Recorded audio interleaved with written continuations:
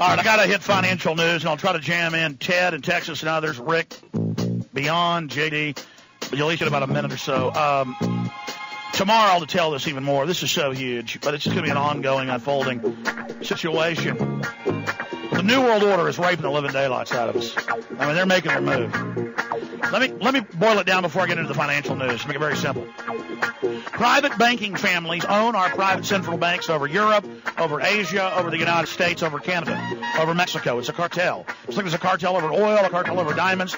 It's a cartel. It's a group forming a monopoly together. It's an oligopoly. But the mechanism of an oligopoly is a cartel. And they totally and completely control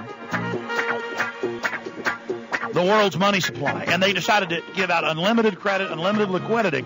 But they gave most of that to their own firms. They went out and bought up the water districts, the power plants, the roads, the governments, the infrastructure, the ports, the diamond mines, the gold mines, the oil refineries, the oil fields, the nickel, cadmium fields, the platinum fields, the palladium fields. They bought it all up. Now they're coming in with a global government, with a global tax on all carbon emissions from humans. No real toxic waste will be reduced. It's all about our emissions with new taxes, regulators, one-child policies globally that the globalists paid China in 75 to put in place.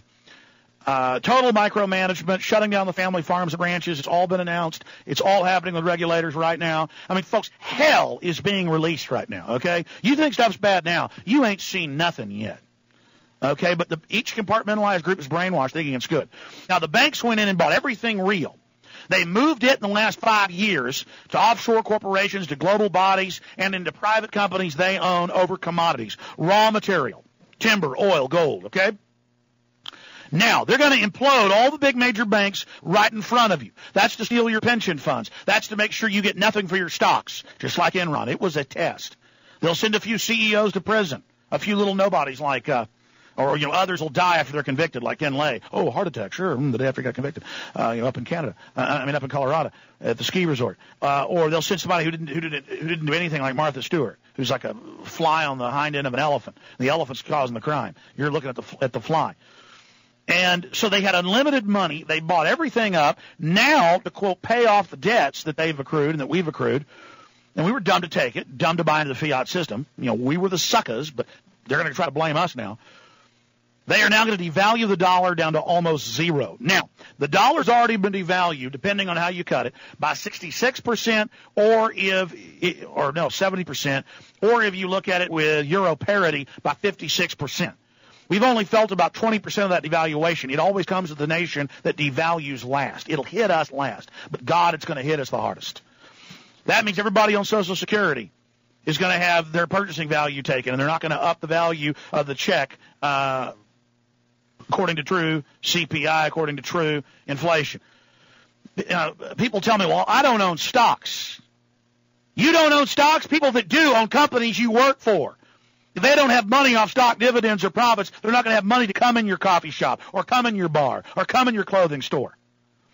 When oil's at 110, going to go up to 175 by the end of the year, every major commodities group is saying, that's going to more than triple the cost of shipping things to you and energy. Do you understand what's happening? And then last week, the White House press secretary, the media was asking her, is it a conspiracy theory or is it true the dollar's devalued and that's why the oil's so much? Like we need the White House to tell us. Of course they devalued the dollar. But the public's so dumb. The reporters are so dumb. They have to, and she says, I'll be fired if I tell you. Like we're idiots. Like we have to have the White House tell us that's why. I was freaking out 6 years ago when they had a 20% dollar devaluation. Now it's 60+%. I mean, folks, this is going to make the Great Depression look like a game of pinochle. I'm not just saying that. I mean it. And they did it all by design. I brought you Joseph Stiglitz, head of the World Bank. When he saw the documents in 2002 where they were going to do this to the U.S., he said, I won't be part of it, and quit. The documents came out.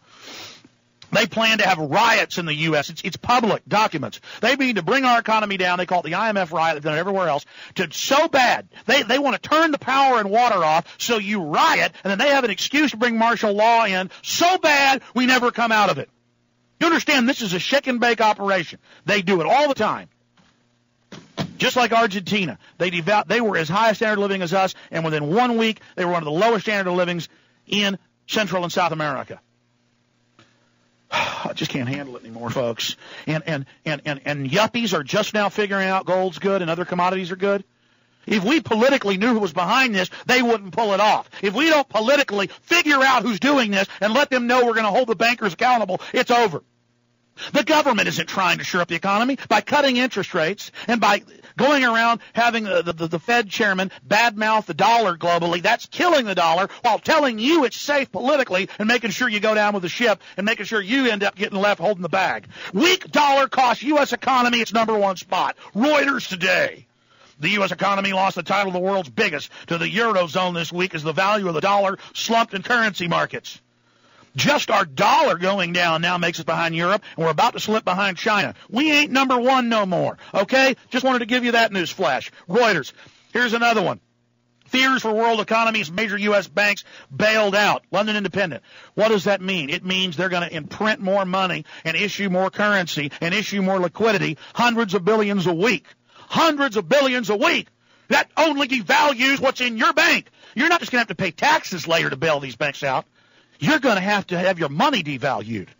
What are you going to do when you find out your pension's toilet paper? You'll probably blame me and worship Fox News or something, you liberal commies. And you don't even know you're a commie. You're the ultimate commie, the ultimate brainwashed idiot. Fears for world economy as major banks bailed out. Wall Street fears for next Great Depression. London Independent. Wall Street is bracing itself for another week of roller coaster trading after more than $300 billion was wiped off the U.S. equity markets on Friday following the emergency funding package put together by the Federal Reserve and J.P. Morgan Chase to reassure Bear Stearns. By the way, Bush, the Bin Ladens, and the Queen of England are the majority owners of Carlyle, hundreds of billion. They aren't going to now finance their debt. They're going under, but they aren't going under. They ran the S&L crisis in the 80s and 90s. Silverado, all of it. They already moved in the last 5 years out into European stocks and into foreign currencies and commodities. They're just burning down the bar, folks, just like in Goodfellas, where they run whiskey out the back door, run it out the front, launder the money, and then when they're done, they burn the place down and take the insurance. They're burning America down and taking the insurance. And if you get out and riot in the street, they've already delivered microwave guns to every major police department. They're going to roll those out and microwave your butts in the street. And they'll have the cops on the news saying what heroes they are when those cops are losing their whole future and their families are losing their whole future. But they won't care because they get to be the winner on the winning team. Hey, yeah, it's good. Look, I'm not against the police. I'm tired of you getting conned. I mean, I heard a local talk show host this week saying that the government doesn't ship drugs in and they just can't believe it. It doesn't matter what you believe.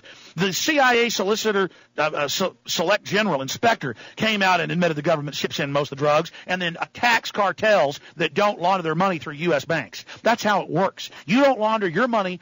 They sent Richard Grasso, the head of the New York Stock Exchange in 99, front page of AP and Reuters Newswire, to hug the head of the FARC guerrilla and tell him, if you don't invest your money with us, we're going to kill you. Of course, it's public that they launder all the money. It's public the government controls the drug trade. Stop being so naive, man. This is real. This isn't a joke. This is our whole future. Criminals run everything. And if we don't turn this around, they're going to have their way with us.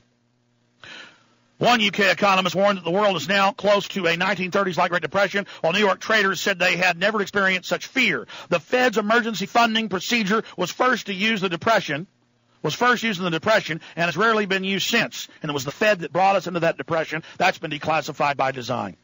Everyone is in a total state of shock, aghast at what is happening. No one wants to talk, let alone deal. We're just standing by waiting. Everyone's nervous about what's happening.